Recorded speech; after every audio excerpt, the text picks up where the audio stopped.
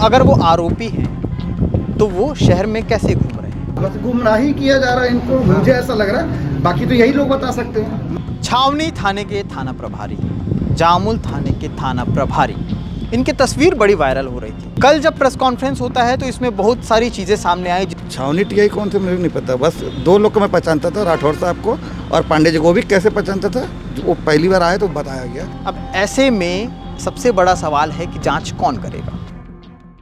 बर्दाश्त नहीं किया जाएगा किसी की कमीज़ हो उनकी कमीज़ से ज़्यादा सफ़ेद। कमीज़ पे जिनके दाग ना होंगे वो मारे जाएंगे।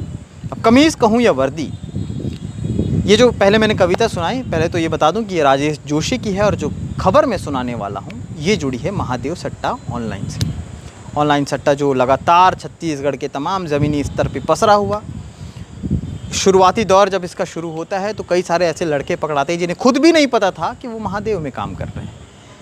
कई बार ऐसा हुआ कि पुलिस विभाग पर भी कार्रवाई होती है, कुछ पुलिस वाले अब तक अंदर हैं।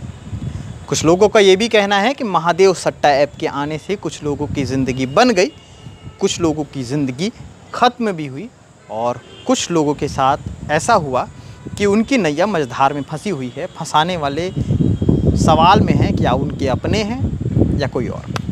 नमस्कार, मैं सीमांत हूँ। केपी न्यूज़ देखना शुरू कर चुके हैं। कैमरे के पीछे हमेशा की तरह सचिन भाऊ हैं और आज जिस अपडेट को लेकर के मैं आया हूँ, इस खबर से रिलेटेड एक खबर हमने बीते दिनों बनाई थी, यानी कि कल एक प्रेस कॉन्फ्रेंस हुआ था इंडियन कॉफ़ी हाउस में। धर्मेंद्र जायसवाल जो कि दिविजा इंटीरियो ग्रुप के मालिक हैं और वो उन पर जो आरोप था कि वो महादेव सट्टा ऐप से जुड़े हुए हैं, सटोरी हैं, उन्होंने अपना पक्ष आकर के रख दिया। भरे प्रेस कॉन्फ्रेंस में पत्रकारों के सामने जो कुछ उन्होंने अपनी मुँह ज़बानी सुनाई थी वो हमने आपको सुनाया है। उसका लिंक भी मैं आपको नीचे दे दूंगा, जिन्होंने नहीं देखा वो देख लें। धर्मेंद्र जायसवाल ने तो अपना पक्ष रख दिया, अपनी सच्चाई तो बयां कर दी, जैसा कि उन्हें कुछ पोर्टल, कुछ खबर वाले आरोपी बता रहे थे। तो अगर वो आरोपी हैं तो वो शहर में कैसे घूम रहे हैं? अगर वो शहर में घूम रहे हैं तो वो प्रेस कॉन्फ्रेंस करके अपनी सच्चाई को कैसे बयां कर रहे हैं, अगर वो आरोपी हैं तो मेरा सवाल है। दूसरी चीज़ कि धर्मेंद्र जायसवाल के घर में जन्मदिन होता है, जन्मदिन के कार्यक्रम में हनुमान पाठ होता है और उस हनुमान पाठ में तमाम दिग्गज लोग और तमाम जो उनके चीर परिचित के लोग हैं उनको वो बुलाते हैं, वो आते हैं उनके घर, उनसे मुलाकात करते हैं। अमूमन है भाई, किसी का बर्थडे हो और कोई बुलाए तो बिल्कुल जाएगा, तस्वीरें भी क्लिक होंगी।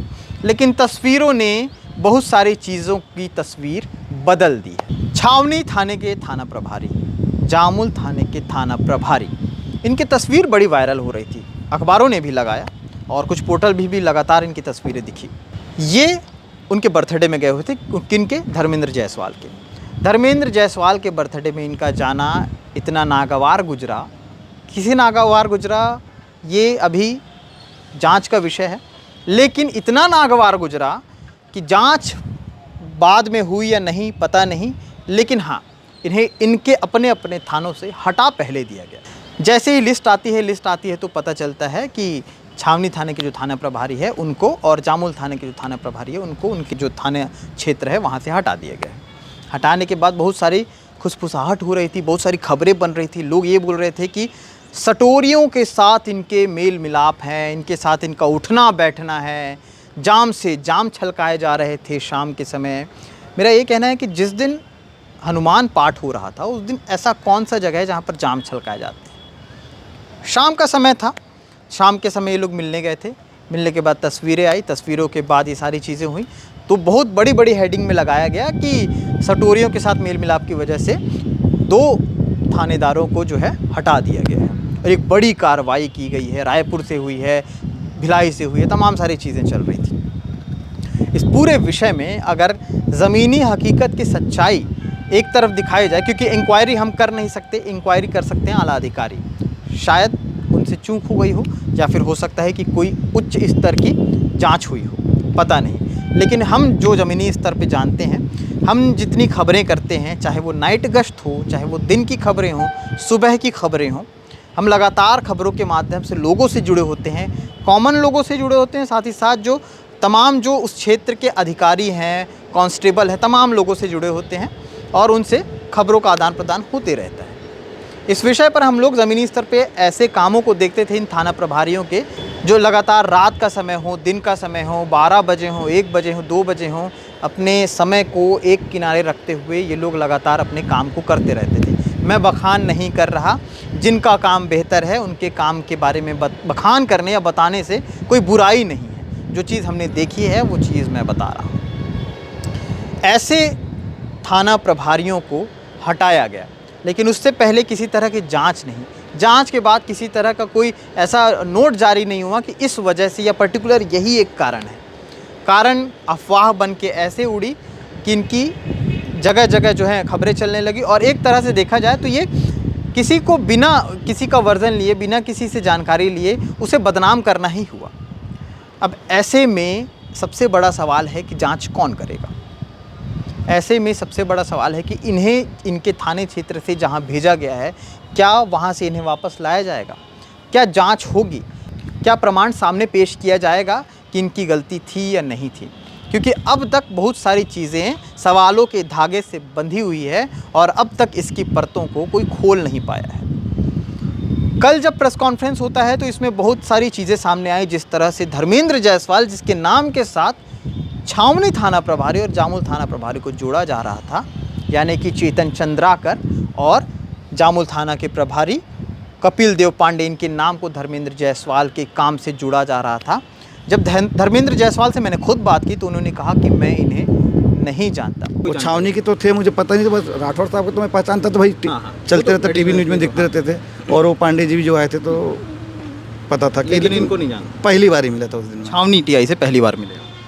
छावनी टीआई कौन थे मुझे नहीं पता। बस तो जिनके नाम से हटाया गया, ऐसी खबरें चली, वो सामने आकर के अपना बयान दे रहा है, लेकिन जिन्हें हटाया गया वो हट ही गए। उनके बारे में या उनकी जांच या उनके विषय को लेकर के सामने कौन आएगा? बहुत सारी चीज़ें हैं। अगर जहाँ कहीं भी गलत है तो केपी न्यूज़ गलत का भी पर्दाफाश करता है, और जहाँ कहीं सच है तो हम सच भी दिखाते हैं।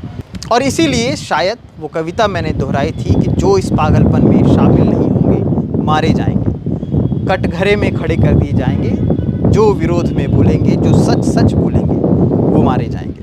और इसीलिए बर्दाश्त नहीं किया जाएगा कि किसी की कमीज़ हो उनकी कमीज़ से ज़्यादा सफ़ेद। तो कमीज़ हो या वर्दी, अगर दाग वाजिब है तो भी सामने लाया जाए, और अगर दाग वाजिब नहीं है तो जांच हो और सारी चीज़ें सामने आए। तमाम सारी चीज़ें हैं। थाने और थाने क्षेत्र में बढ़ रहे क्राइम को लेकर के बेहतर थानेदारों की ज़रूरत भी है, और चूँकि भिलाई को लेकर प्रमुखता से हम खबर दिखाते हैं तो पत्रकार होने के नाते हमारे कंधों पर भी जिम्मेदारी है कि शहर अमन चैन से रहे, न कि हर जगह तमाम सारी चीज़ें जो लगातार होते रहती हैं वैसी होती रहे। शुक्रिया।